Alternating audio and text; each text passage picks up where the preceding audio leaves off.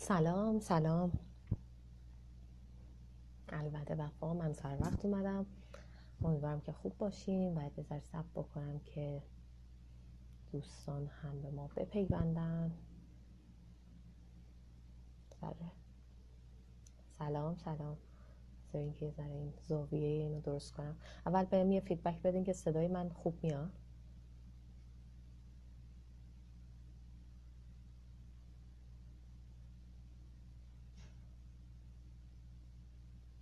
یه اجازه هم باید بگیرم ازتون. ممکنه که این وسط من چون اتاق مطالعه‌ای هستم، یعنی یه جایی هستم که واسه مطالعه است، ولی خب هیچ کس نیومده. ممکنه که وسطش بخوام جا به جا بشم، برم یه اتاق دیگه که شاید مثلا کسی بخواد درس بخونه و مزاحمش بشم. اوکی. خب خیلی هم خوبه که صدام عالیه. خیلی خوشحالم که میبینمتون. خیلی خوشحالم که در کنارم هستین. یه ذره این آشفتگی من ببخشید. بالاخره لباسای زمستونی و کلاه و این چیزا ما به هم میریزه یه جورایی. اوکی، خیلی خوش اومدیم. ما خیلی سریع بپریم توی موضوع بحثمون، به خاطر اینکه یه تعداد سوالا زیاده. سلام همگی رو من دیگه الان سلام میکنم که افراد جدید که میان جواب سلام من رو شنیده بگیرن لطفا، که بی ادبی نکرده باشم. ولی چون تعداد سوالا زیاده، من سوالا رو تون جواب میدم و اگر که اجازه بدید بعد از اینکه سوالا رو جواب دادم، شما اگر سوال دیگه ای داشتید بپرسید که من حواسم به کامنت ها نباشه. البته که سعیم بر اینه که کامنت ها رو نبندم که شما بتونید همینجوری گفتگو بکنید با هم دیگه، درباره‌اش حرف بزنید. ولی اگر که حالا سوالاتون رو نگه دارید واسه بعدن، بهتره که من اون موقع میبینم سوالا رو. خب اول ما یه تعریف کلی از عزت نفس بدیم، چون خیلی از سوالا اصلا جواب میگیره همینجوری ناخودآگاه وقتی که ما بدونیم مثلا عزت نفس چیه. عزت نفس 2 حیطه کلی داره. یکی از حیطه هاش اینه که من خودم رو همین جوری که هستم، همین گونه‌ای که هستم بپذیرم، دوست داشته باشم و بپذیرم، با همه نقاط ضعفی که دارم، با همه نقاط قوتی که دارم.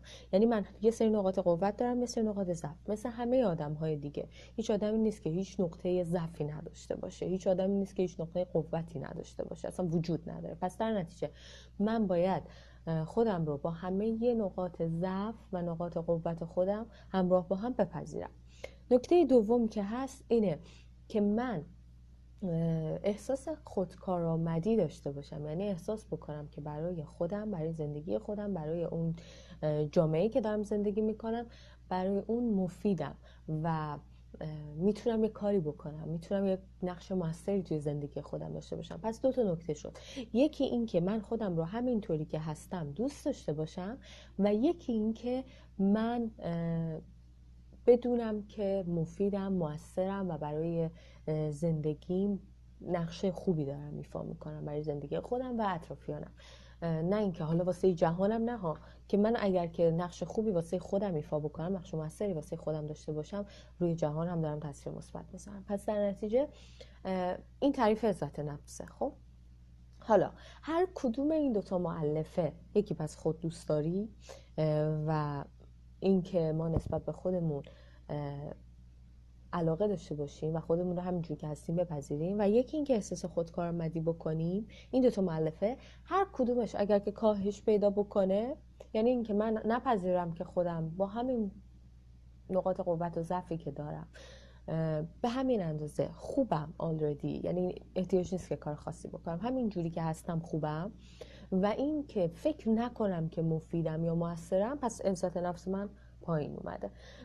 پس اولین سوال رو که میخوام جواب بدم اینه که پرسیدن که نشانه های پایین بودن عزت نفس چیه؟ نشانه هاش همینه که من هر کاری که میکنم میگم ای بابا من که خوب نیستم، من که تیپم خوب نیست، من که قیافم خوب نیست، من که حرف زدنم خوب نیست، من که کارم خوب نیست، من که مفید نیستم، من که به درد نمیخورم واسه این جامعه. اینا همه این گفتگوهای ذهنی که ما داریم که منفیه بر علیه خودمون، اینا همش نشانه های پایین بودن عزت نفسه. این که من یه کار مفیدی میکنم خودم لذت نمیبرم، با خودم میگم ای بابا حالا این که چیزی نبود، درس میخونم، مدرک میگیرم، میگم حالا مدرک رو که همه دارن. اینا همش چیه؟ اینا همش نشونه های پایین بودن عزت نفس.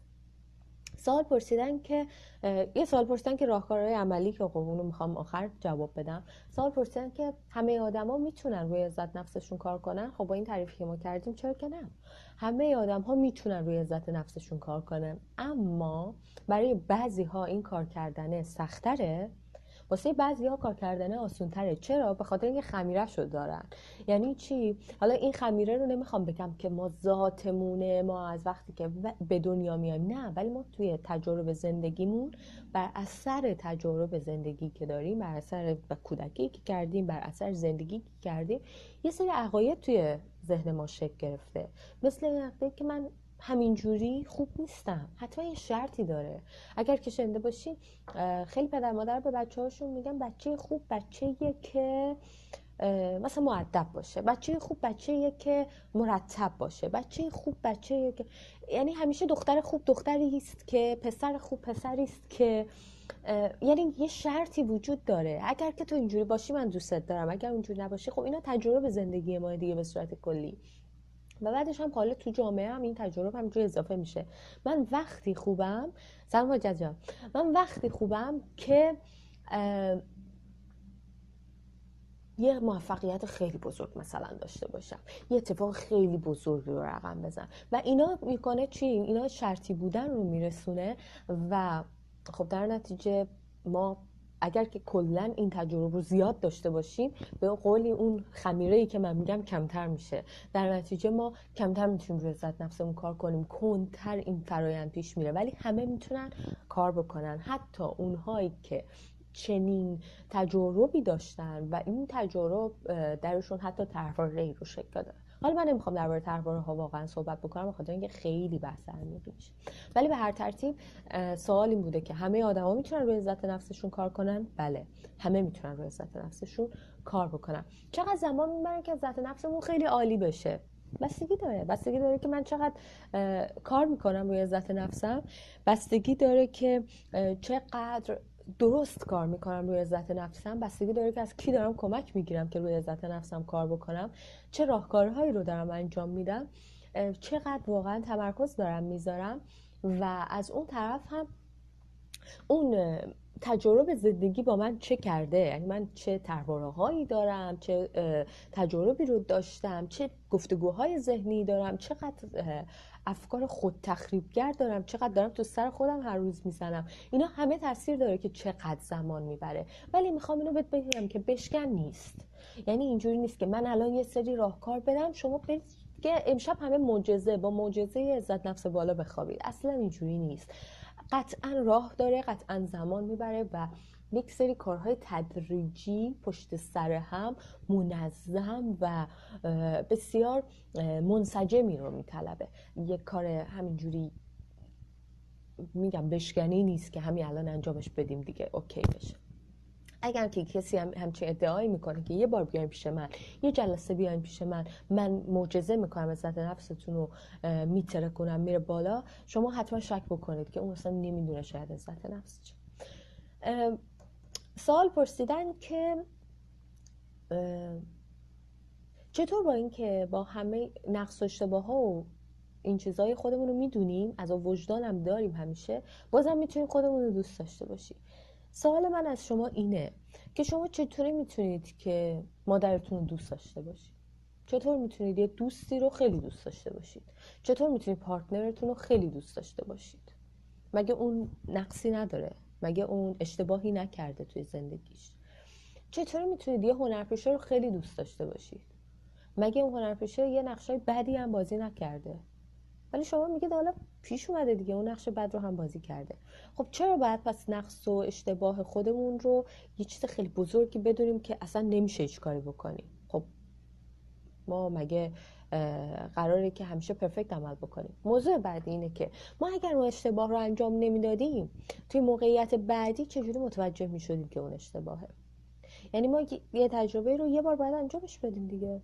حالا یا اینکه خودمون انجامش میدیم، یا اینکه یه جا میخونیم دربارش، یا اینکه یه جا یاد میگیریم، یا اینکه یه کسی بهمون میگه. به هر ترتیب ما اگر که تجربه رو نداشته باشیم، خب احتمال اشتباه وجود داره دیگه. حالا ما یا یادش گرفتیم یا یادش نگرفتیم دیگه. اگر که یادش نگرفتیم یعنی جایی نخوندیم، از کسی نشنیدیم، خب خودمون باید انجامش بدیم و احتمال خطا وجود داره.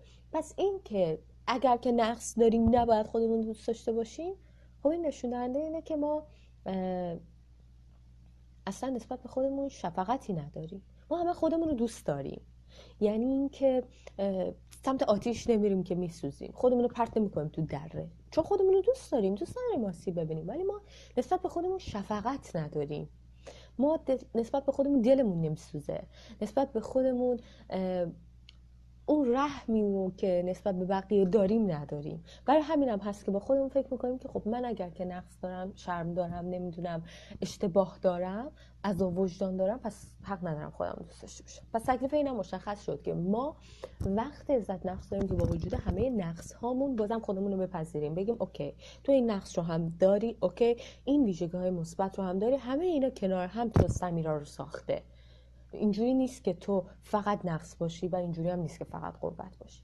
یه نکته دیگه که فراموش کردم بگم در مورد عزت نفس، حالا توی سوالات بعدی بهش بیشتر میپردازم، اینه که فردی که عزت نفس داره همینطور که خودش رو اینجوری میپذیره بقیه رو هم همینجوری میپذیره. حالا بهش میپردازیم. گفتن که چرا در مقابل بعضی از افراد من عزت نفسم میاد پایین ولی در مقابل بقیه اوکی ام. این عزت نفس نیست که در مقابل بعضیا میاد پایین در مقابل بعضیا میره بالا، این اعتماد به نفس به احتمال زیاد. حالا یه مقدار توضیحش کمه ولی من حدسم اینه که این اعتماد به نفس رو شما بیشتر دربارش حرف میزنید. ببینید تفاوت اعتماد به نفس و عزت نفس رو هم پرسیدم، من همینجوری جوابش میدم. عزت نفس به یک موضوع خاص، یک موقعیت خاص بر نمیگرده. عزت نفس درونی است و بس داده شده است. یعنی چی؟ بسیطه، یعنی در همه اوضاع زندگی شما نقش ایفا میکنه. شما یا عزت نفستون بالاه یا پایینه. اینجوری نمیشه که الان عزت نفسم پایینه الان عزت نفسم بالاه. نه، یا شما خودتون رو پذیرفتید با همه ویژگی‌های مثبت و منفیتون، یا از خودتون خوشتون نمیاد دیگه. نمیتونه وسطش باشه یه جای خوشم میاد یه جای خوشم نمیاد. که اگه یه جای خوشم میاد یه جای خوشم نمیاد، متاسفانه باید بگم که نه، هنوز عزت نفس اونجوری که باید شکل نگرفته. و برای همینم هست که من یه جاهای خودم میپذیرم یه جاهای خودم نمیپذیرم. این فرقی نمیکنه با اینکه من خودمو نمیپذیرم.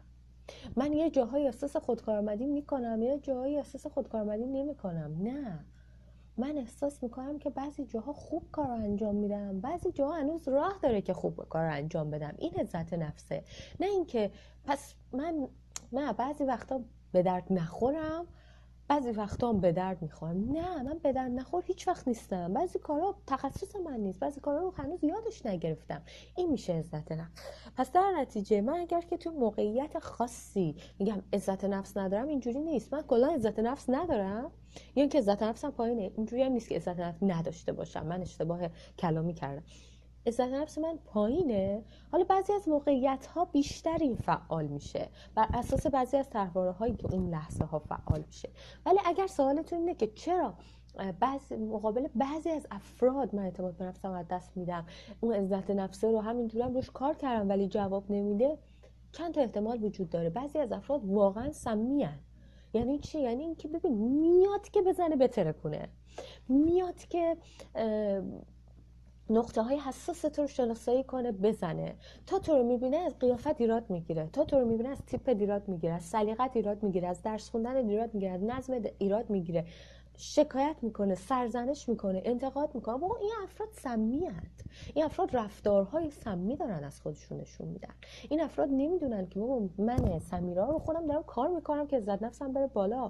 خب تو سری میای از من انتقاد میکنی، سرزنش میکنی، این داره به من آسیب میزنه. و من اگر که عزت نفسی داشته باشم برمیگردم میگم که ببین من همینی که هستم با خودم خوشحالم، خوبم، میخوام که رشد بکنم، میخوام که بهتر بشم، اما اصلا نمیخوام سرزنش بشم، اصلا نمیخوام مورد انتقاد باشم، اصلا نمیخوام در مورد خودم احساس بد بکنم. تو هم اگر که نظری داری، اگر که در مورد من میخوای انتقادی بکنی، شکایتی داری، فیدبکی داری، خواهشم اینه که با زبان انتقاد و شکایت نگی. خواهشم اینه که ازم بپرسی که میخوام اصلا بشنوم در مورد تیپم نظر بدی، میخوام که تو در مورد آن گونه‌ای که من لباس پوشیدم، آن گونه‌ای که آرایش کردم، آن گونه‌ای که دارم میچرخم، آن گونه‌ای که کار میکنم نظرت رو اعلام بکنی. و اگر که بعد من خواستم که تو نظرت رو اعلام بکنی، من خواهشم اینه که در قالب فیدبک بگی. یعنی چی؟ یعنی بگی که چجوری دیدی، نه اینکه بزنی منو داغون بکنی. خب چون اون جواب نمیده و منم بهش فکر نمی کنم. یکی این که خب پس ما باید خودمون بدونیم که چجوری به فیدبک بقیه، حالا به انتقاد بقیه پاسخ بدیم. ولی موضوع اصلی اینه که ببینید عزت نفس ما وابسته به یه فرد نیست. اگه من عزت نفس خوب داشته باشم، آلردی اگر یه آدم سمیم باشه، یعنی برگرده تا منو میبینه بگه اه بابا چی پوشیدی، زرد چیه تو پوشیدی، من برمیگردم میگم که آخه چرا اصلا اظهار نظر کرد، چون زرد رو دوست دارم دیگه پوشیدم.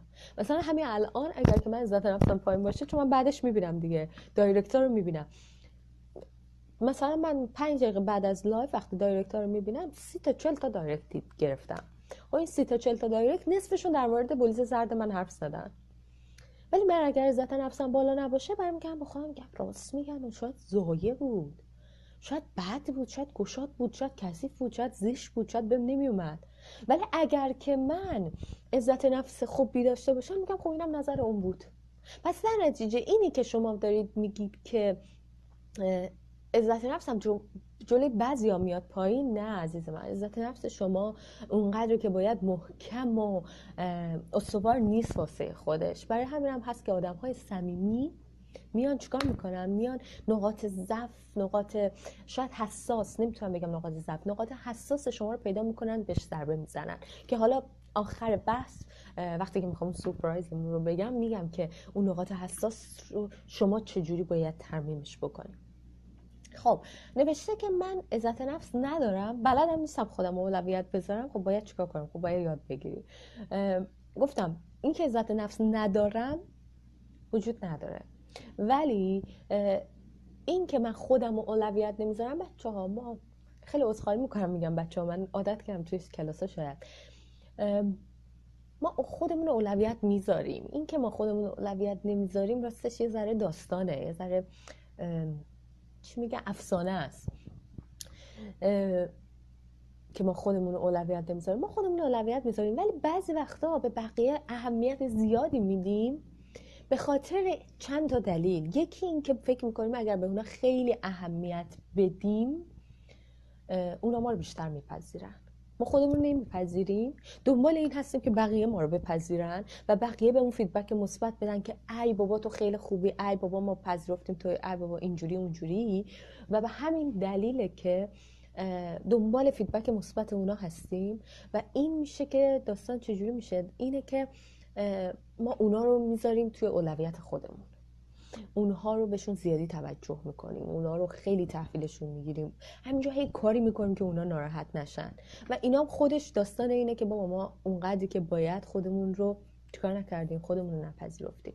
پس در نتیجه ما اولویت خودمونیم. این افسانه رو فراموش بکنید که ما بقیه رو اولویت میذاریم، ولی ما به دنبال یه چیزی، دریافت یه چیزی از دیگران هستیم، یا دریافت توجه، یا دریافت تایید، یا دریافت یک محبت. و برای همین هست که ما چیکار میکنیم؟ ما زیادی به اونا توجه میکنیم. یعنی ما بازم بخوایم آخر نخ داستان رو بگیریم، آخر طناب رو بگیریم، اینه که ما واسه خودمون داریم این اولویت رو میذاریم، به خاطر اینکه اونا به ما بگن ای بابا دمت گرم، به خاطر اینکه همه بگن که ای چه مادریه، من زیادی مادری میکنم، به خاطر اینکه بگن که بابا این اصلا همسر نمونه است، من زیاد به همسر و پارتنرم توجه ویژه میدارم میکنم و مثلا امورات خودم میذارم کنار، به خاطر اینکه امورات خودم واسه من خیلی استراب برانگیزه، بی خیالشون میشم، اجتناب میکنم از روبرو شدن باهاشون. نه اینکه چون دیگری اولویت داره، ولی همه اینها حق با شماست که روی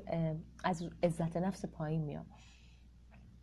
نمیشه توی رابطه، ببخشید من نمیدونم چه اتفاق افتاد که قطع شد. ای خود نوشته توی رابطه با پارتنرم همیشه فکر میکنم که من اندازه کافی خوب نیستم، در صورتی که اونم همیشه منو تایید میکنه، میگه که خوبم هستی و اینا. ولی من خودم قبول ندارم. همون داستانیه که گفتم، ما حتی اگر که تاییدم بگیریم، با وقتی خودمون رو هنوز نپذیرفتیم، هنوز خودمون رو دوست نداشتیم، تاییدم بگیریم میگیم که ای بابا، نه بابا راست نمیگه که. من درس خوندم، رفتم مثلا فوق لیسانسم گرفتم، یا اینکه اصلا دکترا گرفتم، تحقیقات خوب. بعد مثلا یکی بهم میگه بابا تو دمت گرم چه تحقیقاتی کردی، میگه که کاری نکردم که. نه دیدی مثلا فلانی چی کار داره میکنه. این به خاطر اینکه ببین ما اون طرحواره که گفتم نمیخوام الان دربارش حرف بزنم، اون شرم و نقصه داره پدر ما رو در میاره. یعنی این که ما داریم به خودمون همش میگیم بابا تو اندازه کافی خوب نیستی، تو اونقدری که باید کافی نیستی، کفایت نمیکنه، هر کار خوبی هم انجام بدی بازم دمت گرم نیست، بازم باید بری جلوتر، بازم فلانی بهتر از تو عمل میکنه. و اینا همش باعث میشه که چی؟ باعث میشه که ما هر کاری میکنیم عزت نفس بالا نره، انگار که یه ذره ریشه‌ای تره. ولی بر ترتیب ما اگر که بخوایم روی عزت نفسمون کار بکنیم، بد نیست که اون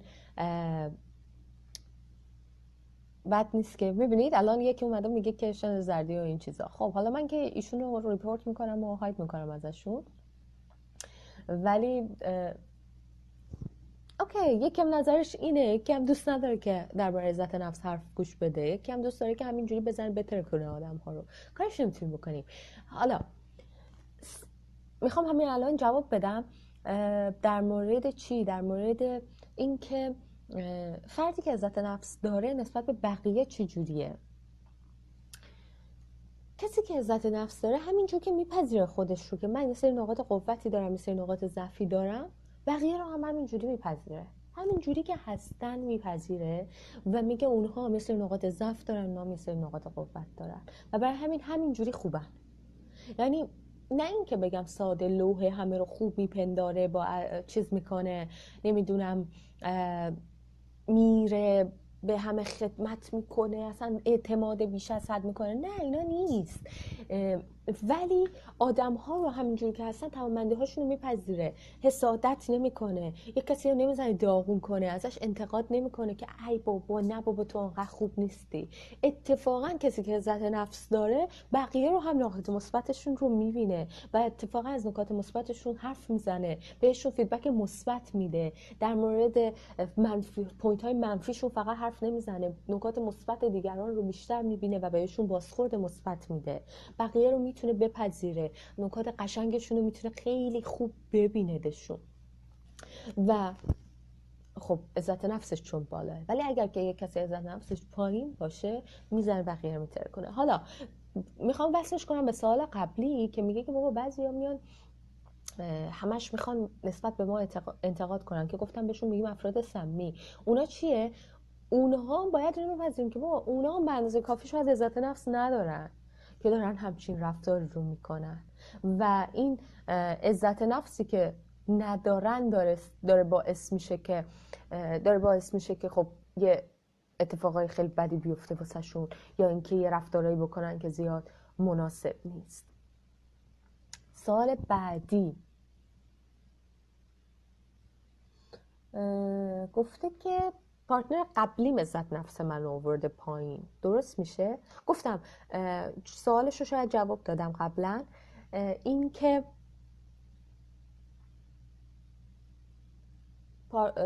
عزت نفس ما وابسته به کس دیگه ای نیست، کاملا وابسته به خودمونه. این ما خودمونیم که خودمون رو خوب میپنداریم، با همه نکات مثبت و منفی خودمون رو میپذیریم. هیچ کس نمیتونه عزت نفس ما رو بیاره پایین.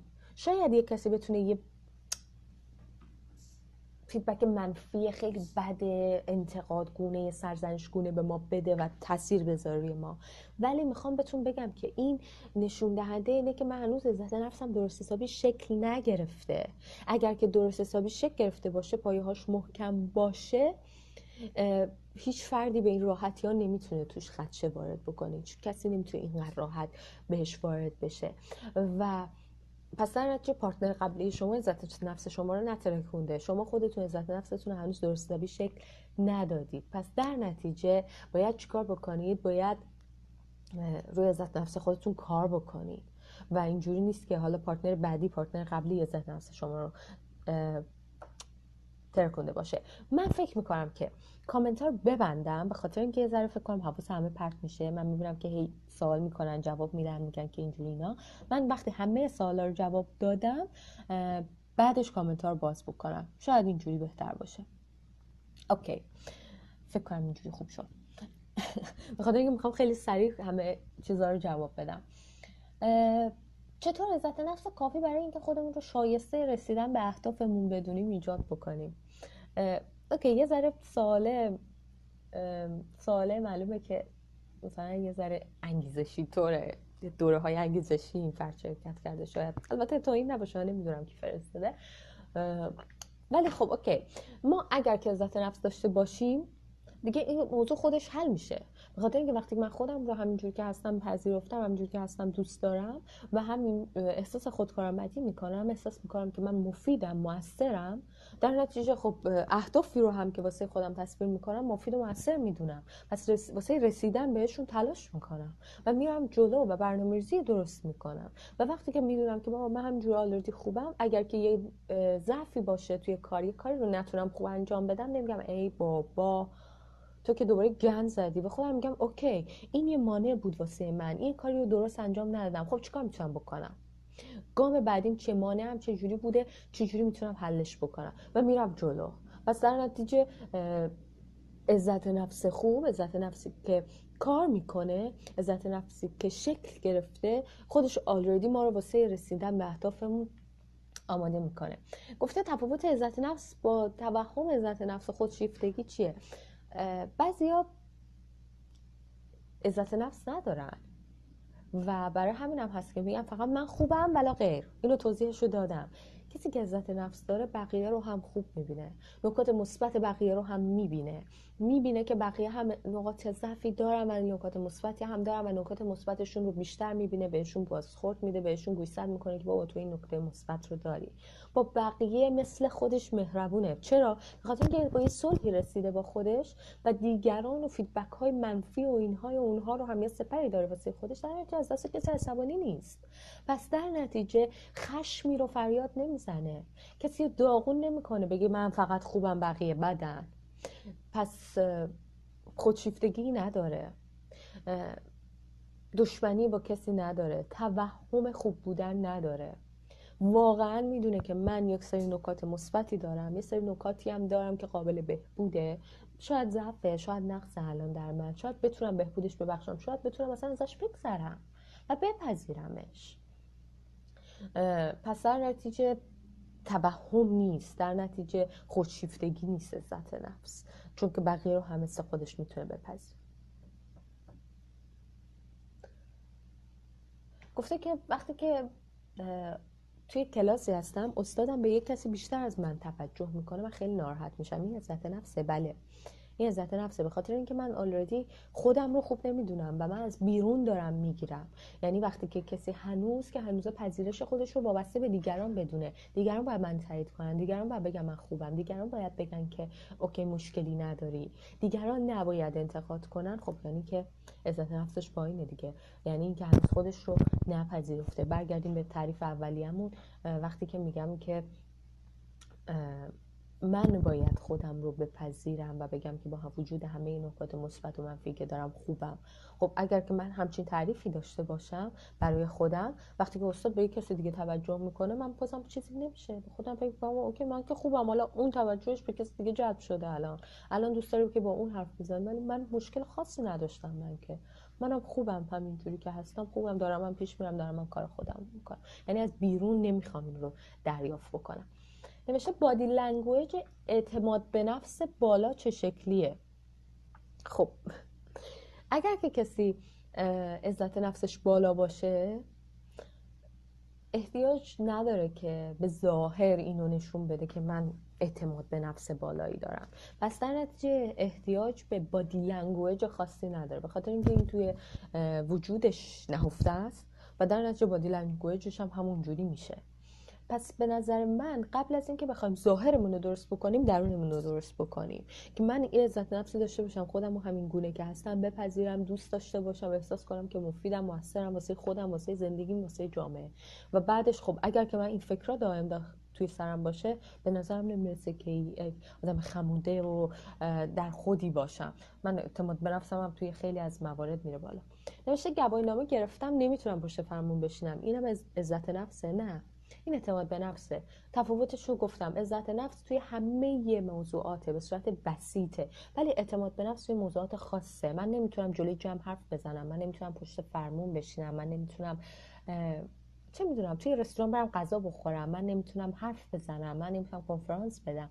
اینا اعتماد به نفسه. اینا کارهاییه که من باید هی تمرینش بکنم تا یادش بگیرم. شما گواهینامه گرفتی پشت فرمون نشستی، ولی خب من میتونم شرط ببندم که بعد از اون تمرینات دوره گواهینامه خب هیچ وقت نشستی پشت فرمون و تمرین نکردی. مثل اینه که این اتاق تاریک باشه و منم اولین بار باشه که میخوام بیام داخلش، نهایت سومین بار باشه میخوام داخلش بیام و هیچ چراغی نباشه، احتمال اینکه در دیوار بخورم هست. خب و به خاطر اینکه احتمال تو در دیوار خوردن هست، من ترجیح میدم که نرم توی این اتاق، به خاطر اینکه واسه من استراب میاره یک جایی که قراره بخورم تو در دیوار. پس اگر که چراغ رو روشن کنم، یعنی بدونم چه خبره، یعنی تمرین کنم، خب خیلی راحت تر میرم داخلش. پس این اعتماد به نفسه، عزت نفس است.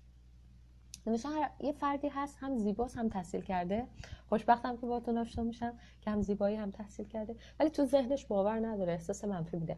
نمیدونم پادکست گفتگوی ذهنی منو شنیدید یا که نه، ولی این ذهنش باورش نداره، هی داره احساس منفی میده، احتمالاً یه گفتگوهای ذهنی منفی داره که اگر نشنیدید من بهتون پیشنهاد میدم که پادکست دوم هلیتاکه در مورد گفتگوی ذهنی منفی. البته که اگر که توی گوگل هم سرچش بکنید که گفتگوی ذهنی منفی سمیرا حقوقی میاره واسهتون، میتونید اونو گوش بدید. من اونجا گفتم که چجوری با این گفتگوهای ذهنی کار بکنیم که یه ذره دست از سر ما برداره، نه که دست از سر ما برداره، یه ذره بتونیم تغییرش بدیم.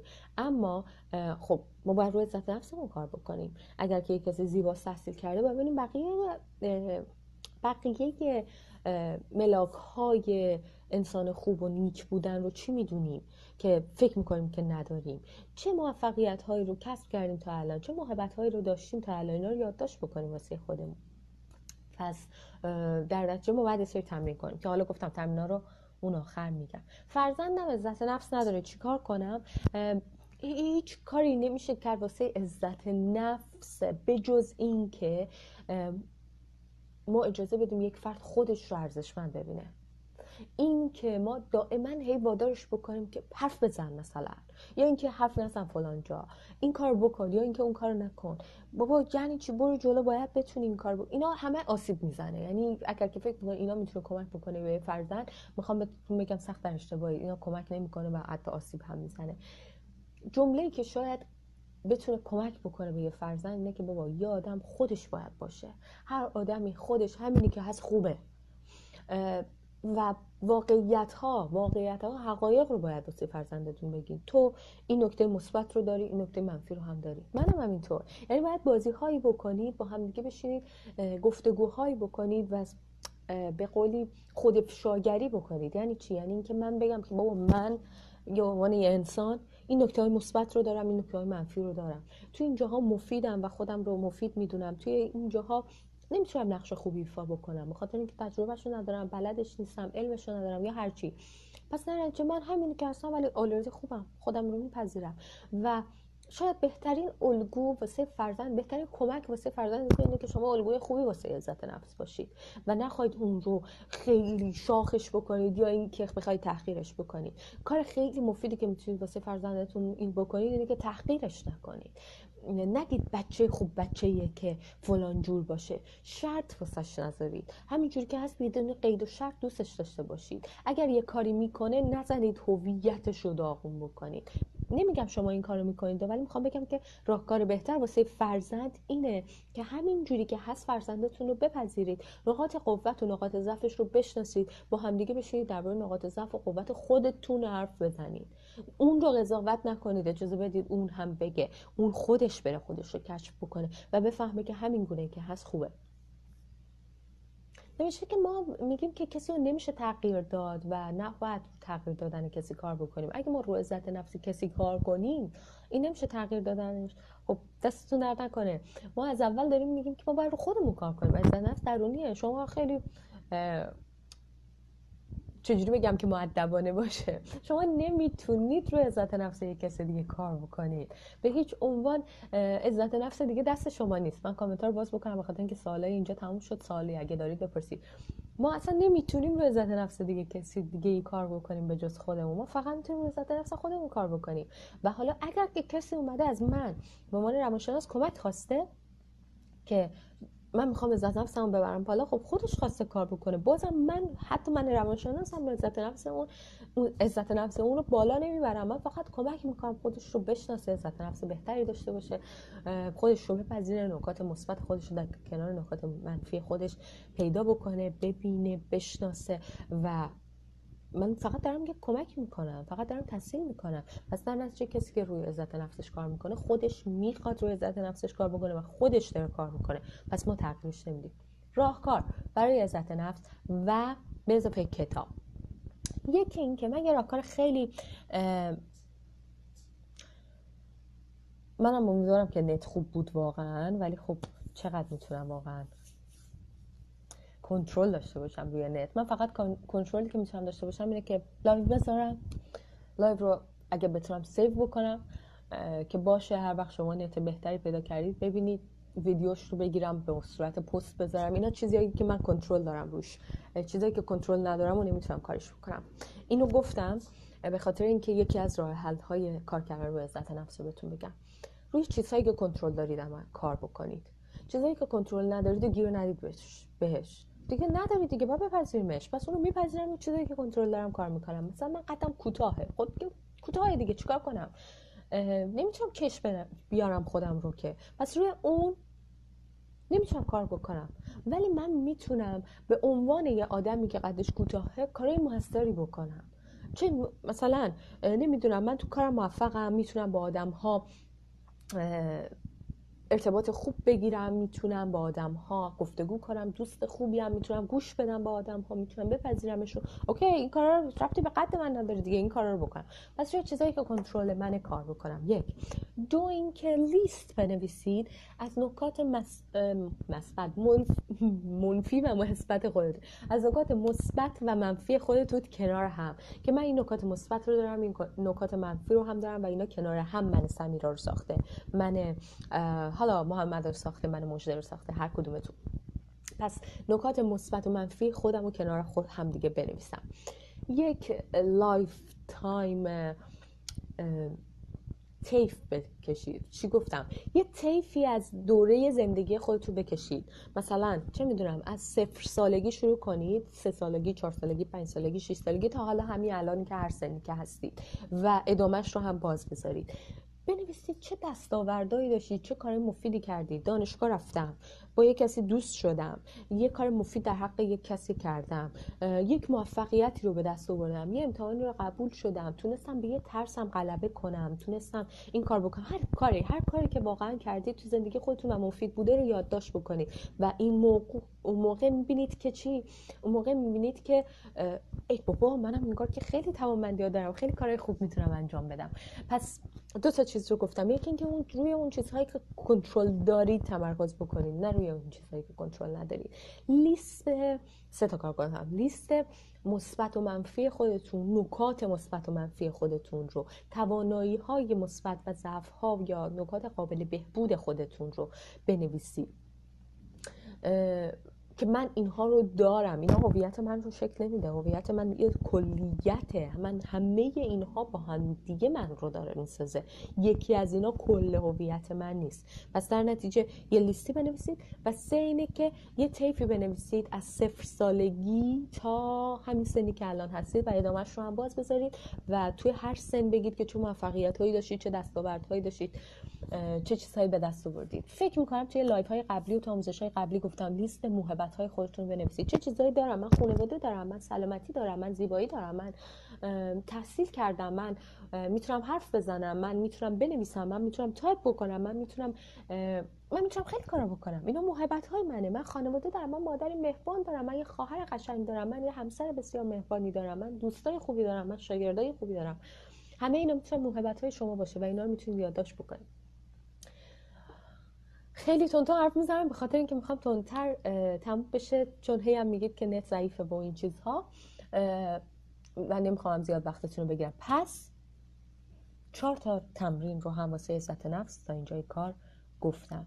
یکی این که لیست مثبت و منفی، نکات مثبت و منفی خودتون در کنار هم بنویسید. 2 محبت‌های خودتون یادداشت کنید. 3 یک طیفی از طول زندگی خودتون بنویسید تو هر مقطع زمانی چه موفقیت‌هایی کسب کردید.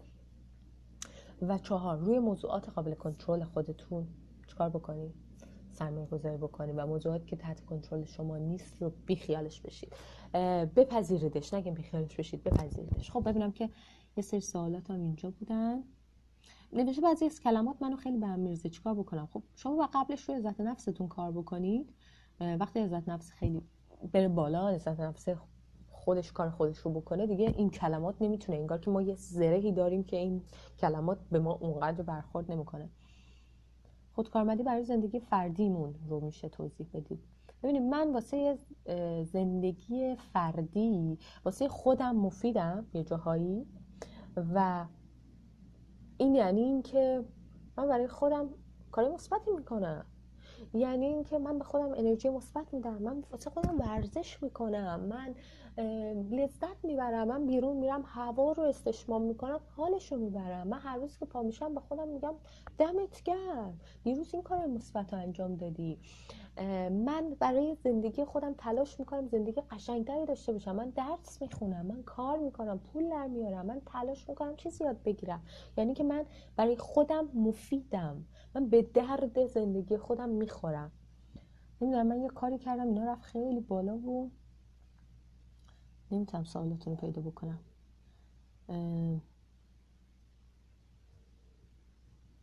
در مورد ازدواج و زندگی ناسالم و اینا که حالا یه لایو دیگه شاید در مورد اونم بذاریم. نوشته مثبت و منفی از دیدگاه خودمونه، میتونیم از دید دیگران هم بررسیشون کنیم یا یه کوچ بگیریم؟ چرا که نه، دمتون گرم اگر که این کار بکنید. یکی از کارهایی که میتونیم بکنیم اینه که من خودم این کارو میکنم، هر از گاهی به چند تا دوست، آشنا، کسایی که ذره دورترن یا نزدیکترن یه پیغامی میدم، میگم که از نظر شما من چجور آدمیم. اولین ویژگی هایی که وقتی اسم سمیرا رو میشنوید توی ذهنتون میاد چیه؟ میشه واسه من بنویسید، میشه واسه من بفرستید تا ببینیم که اونا ما رو چجوری میبینن. و بعد ازشون خواهش میکنم که نکات مثبت و منفی رو در کنار هم بنویسید، به خاطر اینکه اینا قراره که به من خیلی کمک بکنه، اینا حتما واسه من کار میکنه، حتما واسه من جواب میده. یه کوچ هم بگیرید که خیلی بهتره، خیلی عالیه، ولی هیچ کدوم اینا این نکته رو نمیتونه بپوشونه یا اینکه انکار بکنه که شما خودتون باید خودتون رو بشناسید، ببینید چه جوری هستید و خودتون رو بپذیرید. هر چقدر بقیه بگن دمت گرم، تو عالی هستی، تو خیلی خوبی، بابا تو خیلی داری میترکونی، ولی بعدش من بیام برگردم بگم نه اونا هم لطف دارن، هیچ چیزی حل نشده که. من باید بتونم خودم رو دوست داشته باشم و خودم عزت نفسی داشته باشم که وقتی بقیه هم فیدبک مثبتی میدن بگم آره راست میگه، دمم گرم، خیلی خوبه اتفاقا، و ازش تشکر کنم، بگم که مرسی از اینکه اینو گفتی، من این نکته رو خیلی واسم ارزشمنده که تو بهم گفتی و میپذیرم در مورد خودم، آره من این توانمندی رو دارم. نه اینکه بشنوم بگم نه بابا اینم لطف میکنه به من، همیشه میخواد از من تعریف کنه. چون وقتی من عزت نفس ندارم اساسا اینجوری میشه که من میگم که چی، میگم نه بابا اینجوری هم نیست، این منو اینجوری میبینه، دمش هم گرمه، ولی من که خودم میدونم اینجوری نیستم، چون من عزت نفس ندارم. ولی بد نیست که هر از گاهی از بقیه هم بپرسیم. خب سوال دیگه.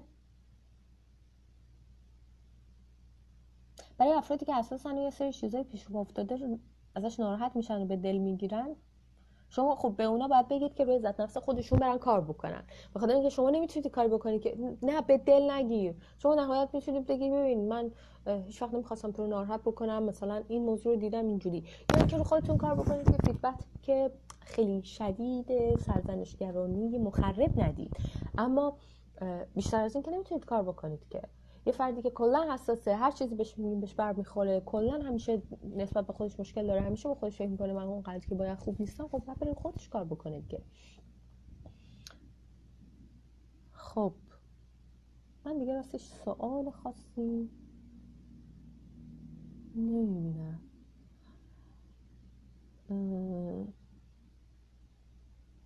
دیگه همین، فقط گفتن که چی، گفتن نتمون ضعیف بوده و از این حرفا.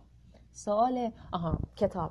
مرتضی بهمون یادآوری کرد که کتاب قبلش چه سوالی گفته ظاهرمون رو بپذیریم دیگه دنبال تبلیغ غیر ظاهرمون نیستیم. نه، کی گفته؟ ما میپذیریم که ببین من اضافه وزن دارم و اینو دوستش ندارم. من هیکل خیلی فیت ورزشی ندارم و به نظرم اوکی نیست، به نظرم خوب نیست، ولی همینی که هستم آلردی من بد نیستم، به خاطر اینکه تنها موضوع زندگی من که هیکلم نیست. من یه عالمه نکات مثبت دیگه ای دارم که اونها هم داره منو تعریف میکنه. یعنی هویت من که فقط هیکلم نیست که. برای همینم هست که خب من این نکته منفی رو هم دارم دیگه. من از اولم گفتم اینکه خودمون دوست داشته باشیم منظور این نیست که بگم من همه چیم پرفکت عالیه دیگه اصلا نباید دست به خودم بزنم. نه، منظور اینه که من یه سری نکته مثبت دارم، یه سری نکته منفی دارم که این نکته های منفی میتونم روش کار کنم.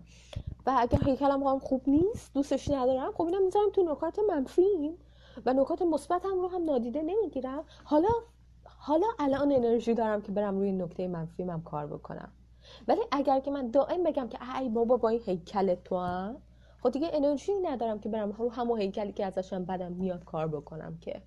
ولی اگه بپذیرم که من مجموعه نکات مثبت و منفی در کنار هم هستن، حالا هیکلم رو هم که دوست ندارم راهکار به ذهنم میرسه، میگم اوکی خب نکات مثبتی که دارم چیه که میتونه کمک بکنه؟ سالمم، ورزش میتونم بکنم، اینجا باشگاه دم خونمون هست، اینا محبت‌های زندگی من، خب میرم استفاده میکنم دیگه.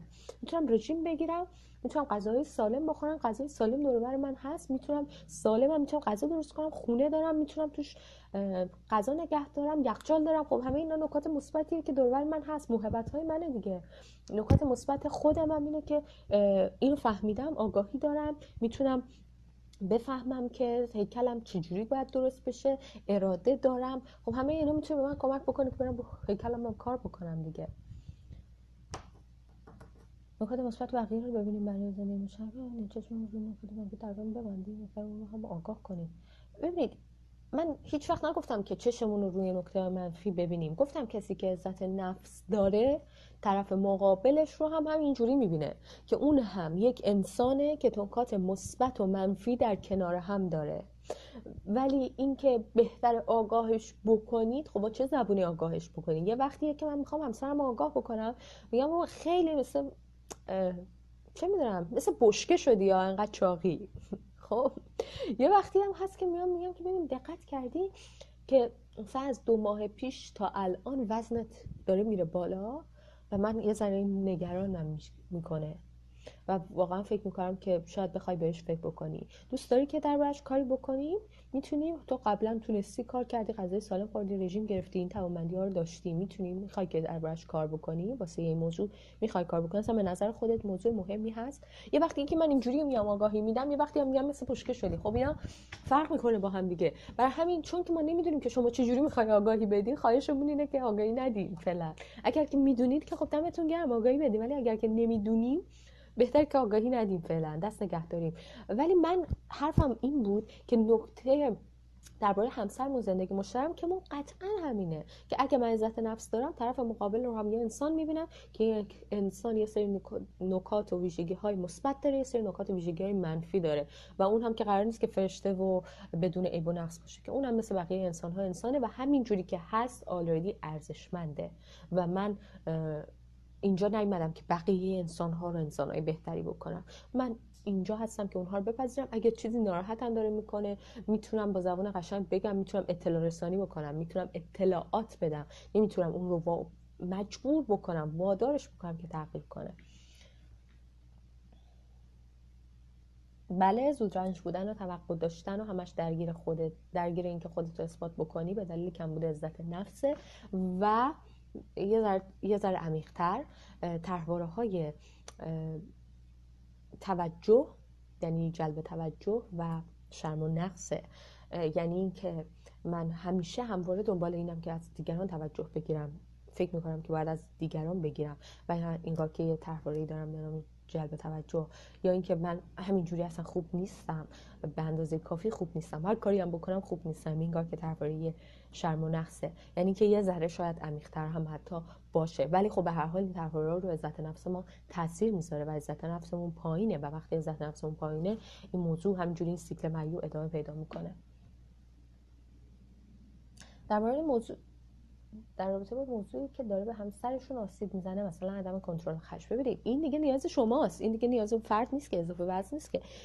وقتی که خب یک فردی نمیتونه خشمش رو کنترل بکنه، حتما باید اطلاعات بدید، حتما باید بگید که نیازتون داره تحت شعاع قرار میگیره، داره سرکوب میشه، شما احساس امنیت نمیکنید، این موضوع داره به شما آسیب میزنه، حتما باید دفاع بکنید. ولی باز هم نه با این زبونی که تو شعور نداری خودتو چجوری کنترل بکنی، به خاطر اینکه نمیگم شما باید آرامش خودتون رو همه جوره حفظ بکنید، ولی دارم اینو میگم که وقتی که شما میگی شعور نداری، کمکی نمیکنه به تغییر و اون هم نمیره با خودش فکر کنه که تغییر کنه، فقط تنها چیزی که به ذهنش میرسه اینه که بگه تو بیشعورتری. و برای همینم هست که من میگم که اگر که میدونید با چه زبانی حرف بزنید، با اون زبانه باید آگاه بکنید.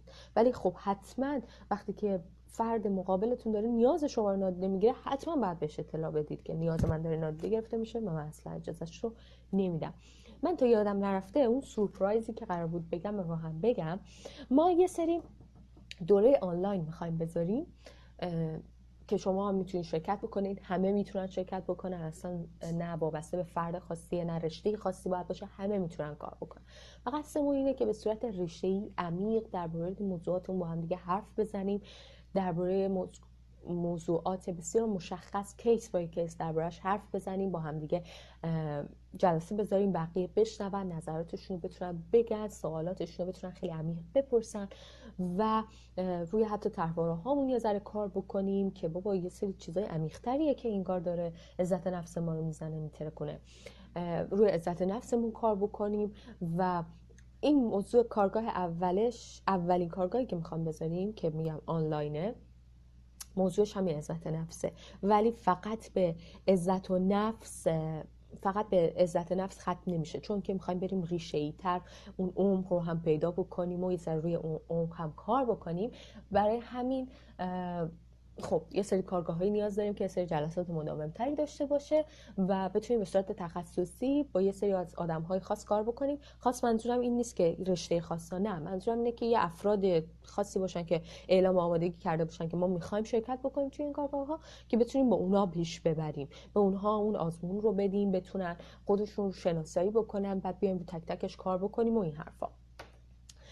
این هم سورپرایزمون بود که میخواستم بهتون بگم که ما یه کارگاه آنلاین خواهیم داشت به زودی و خب کسایی که توی این لایو بودن میتونن از یه تخفیفی هم برخوردار بشن، به خاطر اینکه خب بالاخره اینجا همراهی کردن، از اینجا آشنا شدن دیگه، یه وقتی هم گذاشتن با همه اینترنت و این چیزایی که قطع هم میشد و این چیزها، ولی وقتشون رو گذاشتن گوش دادن، پس در نتیجه یه تخفیف کوچولویی. البته که کلا اصلا کارگاه خیلی گرون نخواهد، قرار نیست باشه، چون قصدمون اینه که بیشتر بتونیم بیشتر آدم‌های بیشتری رو همراه بکنیم، پس در نتیجه خیلی کارگاه ارزونی خواهد بود. بالاخره ما مشکلات فعلی رو هم داریم درک میکنیم، با پوست و گوشت و استخونمون داریم درک میکنیم، پس در نتیجه خیلی قیمت خیلی بالایی نداره. اما بازم با این حال ما کسایی که تو این لایو بودن و قصد داریم که یه تخفیفی هم بهشون بدیم.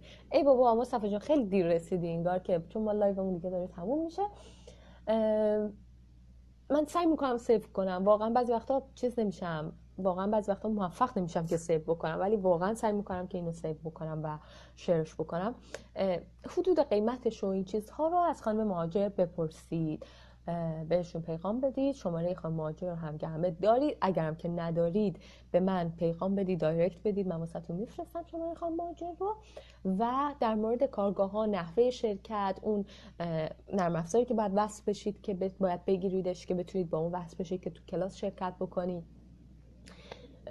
ساعت‌هاش، روزهاش، چجوری باید با هم دیگه هماهنگ بشیم، چه پیش نیاز خاصی نداره ها، فقط این که ما بدونیم که با هم دیگه چجوری باید تعامل بکنیم، چه ساعتی باید بیایم همه مثلا سر کلاس باشیم. چون کلاس آنلاینه. همه اینها رو خانم مهاجر میتونه واسهتون توضیح بده.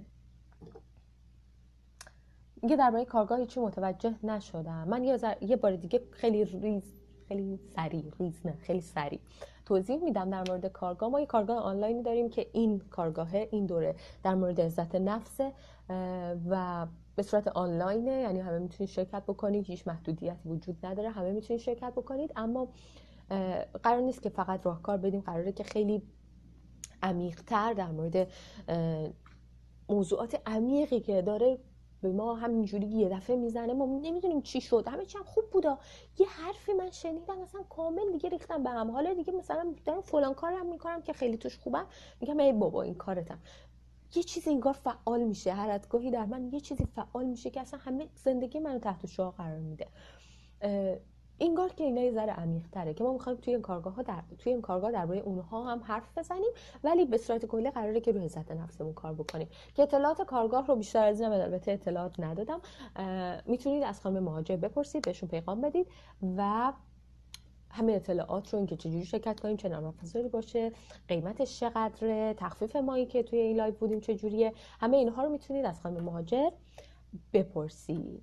خیلی خوب باشید و روزتون بخیر باشه. مرتضی بازم حواسش هست، گفت کتاب معرفی نکردی. من توی البته چیزم میذارم، توی استوری هم عکس کتابا رو میذارم، ولی 2 تا کتاب عزت نفس هست. یه دونه هست که همه چیز درباره عزت نفس، بله همه چیز درباره عزت نفس، ماتی مکیه، نویسندش ماتی مکیه. راستش اگه بخوام اسم مترجمش رو یادم نمیاد، اسم هر 3 تا مترجم کتابایی که میخوام معرفی کنم یادم نمیاد. کتاب بعدی که میخوام معرفی بکنم کتاب اسمش اصلا عزت نفسه و این رو هم متی مکی نوشتهش، ولی یه ذره شاید یه ذره جدی‌تره، یه ذره تخصصی تره انگار که واسه کسایی که خیلی بیشتر دوست دارن که مثلا بخونن و روانشناسی بخونن و اینا. یه کتاب دیگه هم هست عزت نفس، مال ناتانائیل براندنه. اون کتاب واسه کسایی که همینجوری دوست دارن فقط در مورد عزت نفس یه چیزی بخونن، یه چیزی یاد بگیرن، تمرین نام داره، اون کتاب هم خوبه. پس 3 تا کتاب هم معرفی کردم، همه چیز درباره عزت نفس متی مکی و عزت نفس ناتانائیل براندن. خیلی خوب باشید و امیدوارم که من فکر کنم که شما میخوایی اینجا تبلیغات بکنیم واسه ما، پس ما کامنتتو ریپورت میکنیم که نتونی کامنت بذاریم. خب امیدوارم که خیلی خوب باشید، خیلی شب خوبی هم داشته باشید و توی لایو بعدی میبینمتون. احتمالا ما هر هفته یه لایوی بذاریم از این به بعد، اگر که به شرط حیات بقولیم، اگر که روزگار خوب باشه و نت قطع نشه و مشکلات اینجوری نباشه، امیدوارم که هر هفته بتونیم یه لایوی بذاریم. خیلی خوب باشید، مواظب خودتون باشید. خوشحال شدم از دیدنتون. خداحافظ.